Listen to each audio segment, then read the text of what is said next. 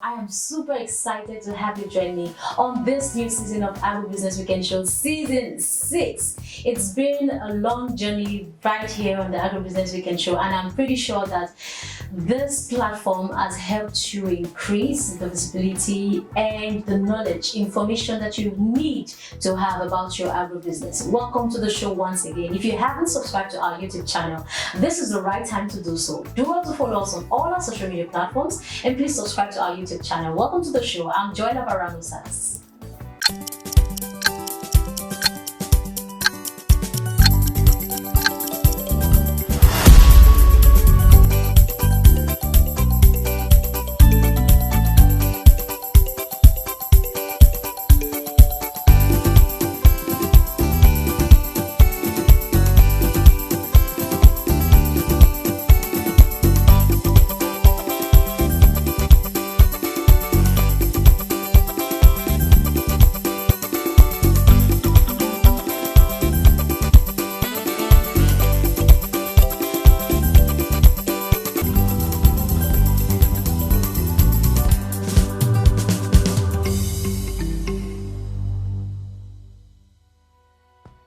Welcome back. If you just joined us, you're right in time. This is Agribusiness Weekend Show, your favorite agricultural show. I bet you quote me anywhere.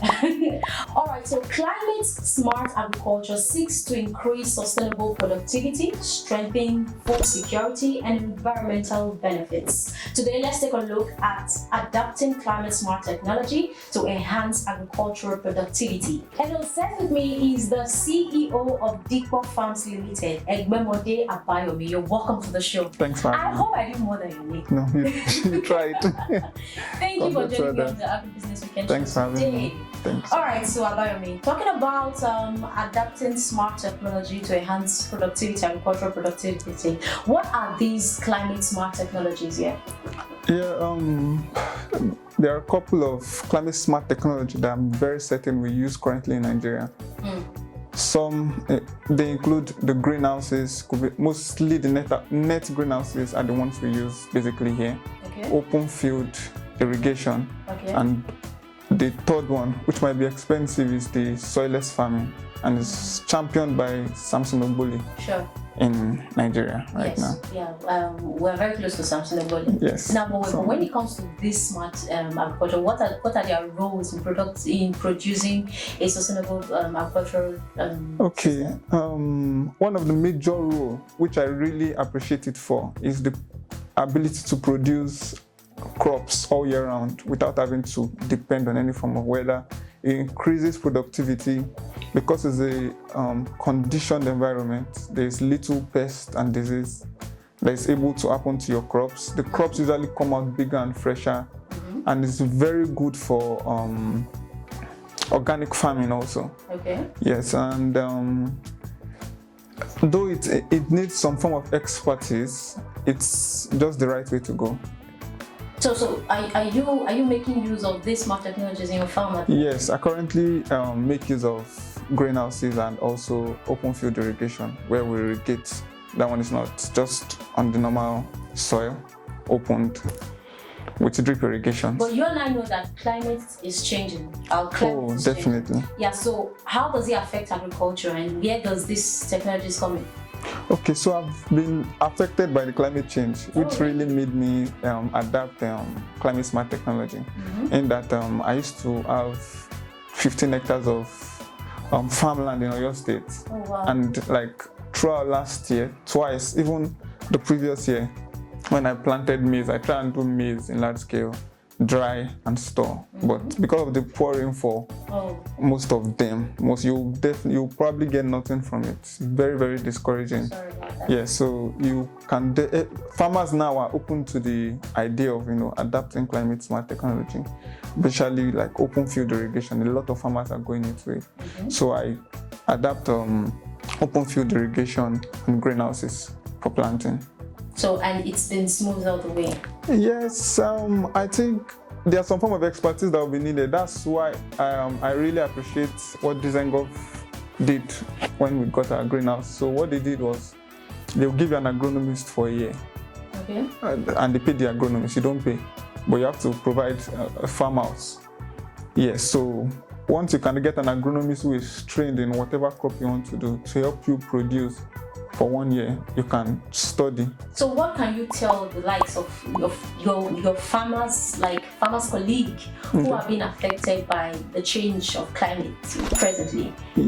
Yes, I know. The thing is, for some people who have like 50 hectares of land, trying to adapt climate smart technology on 50 hectares of land is going to be so much. But I feel with the way things are going, you really don't. I think you should just expand maybe to like 30 hectares with good irrigation. You don't need to have the greenhouse, just the drip irrigation or the gond form of irrigation that sprinkles water. But you know, the issue is that most of, like you said, they're expensive. Yeah, they're so expensive. What happens to a farmer who cannot afford these irrigation and other technologies you are mentioning? I feel that's why I'm someone who thinks you have to go back to maybe starting small. Maybe if you used to do 10 hectares, you could just do irrigation for 2 hectares.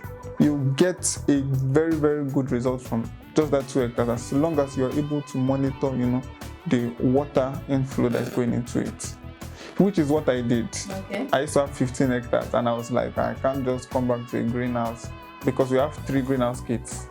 And compared to what I was doing before, which I could get a lot of maize from, it looked small. But I noticed that when you come back, even from that little amount, for instance, the habanero, I plant habanero in my greenhouse.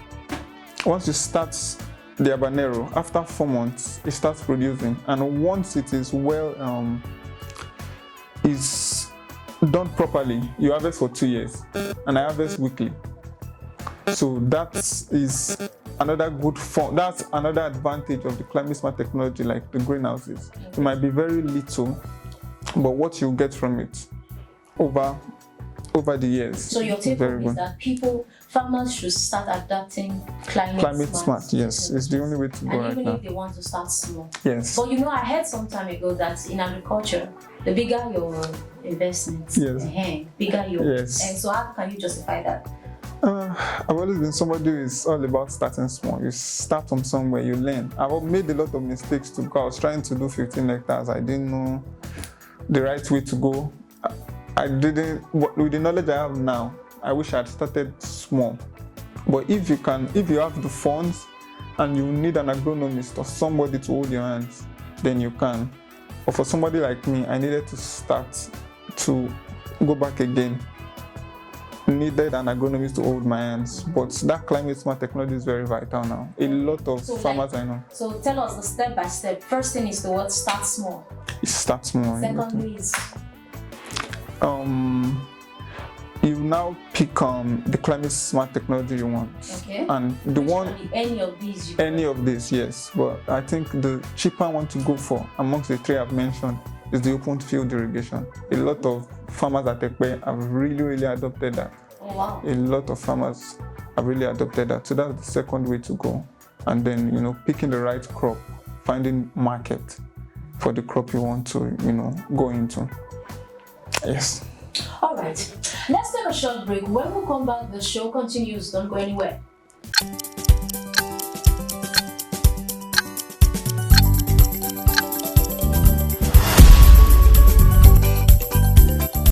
I'm so glad to be in Agribusiness Weekend Show.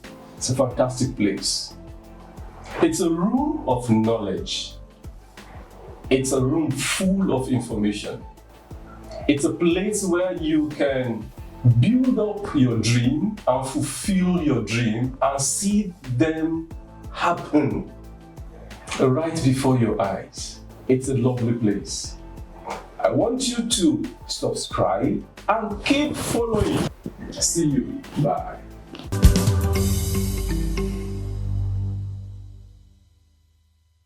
Welcome back. This is still Agribusiness Weekend Show, and Abayomi is still on set. Thank you so much. You've been doing amazingly well. Thank you very much. Now, Abayomi, tell us. I know if there is an advantage to everything, there's always a disadvantage. Now, these climate smart technologies that you've been mentioning, what are the challenges that the farmer needs to look out for, and what are the possible way out?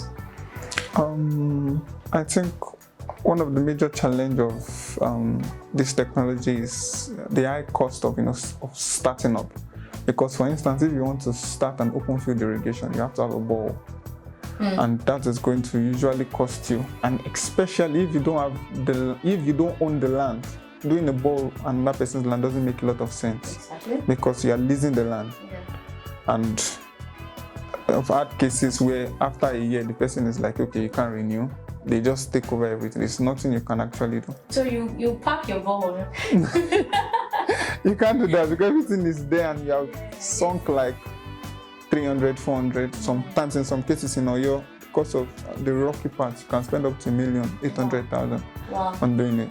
So first thing first is to get a land. It's to get and the it's land. very important. It's always almost impossible Yes. if the farmer do not have his land. Yes, yes, exactly. Except you have a form of cluster of farmers Okay. who come together in that way, in that unity. When they get the land, they all put money together. Everything is more organized in that way. So if they are going to speak with a family, they are saying they are going for 5 years, they're going for 10 years, and then you can get your return on investment. So the high cost is what you should look at, especially the planning. And then I think some form of expertise is needed in that you have to know the right times, because this is now different from the rain. Yeah. You have to, part of the cost again, you need a generator. Okay, for people like us at Ekpe, where my farm is located, there's no form of electricity there. Oh, wow. So you need generator. So even when there's high cost of petrol, we're going as far as Ijebu to get petrol. Wow. Because your plants don't know, they just need to just have their water, and it was early in the year where there was no rain. Okay, so that's just part of the cost. And the expertise is knowing, if you're doing like the greenhouse, you need to know what to add. Like you need some agrochemicals, like you need the calcium, the magnesium, the potassium, which is very vital for the growth and the strength of your agro produce. You need to also invest in knowledge to be able to get that. I think those are the two major challenges I see with kicking off this form of agriculture. All right, so let's calm down. Let's calm down. Let's have some fun. Okay. Before you go. Okay. All right. So presently, I have 10 questions on my list. Okay. So you're answering, or you're not answering the whole 10 questions. Okay. So you're answering 3 questions out of 10.